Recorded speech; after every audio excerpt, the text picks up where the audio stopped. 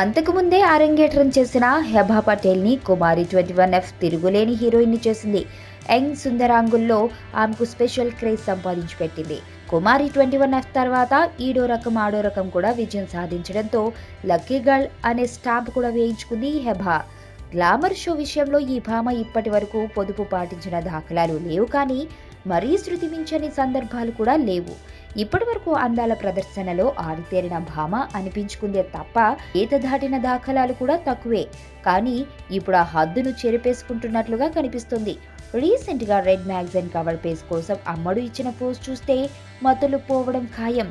హెబా అందాల ఆరబోతును చూసి కుమారిలో ఇన్ని కళలున్నాయా అని అభిమానులు అనుకుంటున్నారు.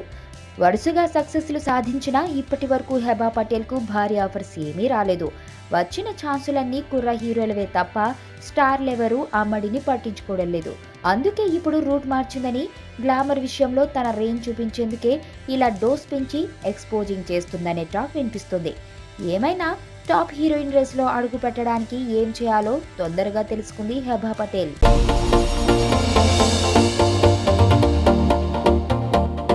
ఇక్కడున్న రంగులన్నీ నీలోనే ఉన్నాయి, నలుగురిలోకి వచ్చి చూడొచ్చు కదా. అబ్బాయిలకు కావాల్సింది ఒక హగ్, ఒక ముద్దు, అంతే. దానికోసం ఏవైనా చేసేస్తారు. చాలా చూసేసినట్టుంది. దూరం నుంచి చూడడం కంటే దగ్గర నుంచి చూడడం ఇంకా బాగుంటుందని వచ్చేసా. బాగున్నావు.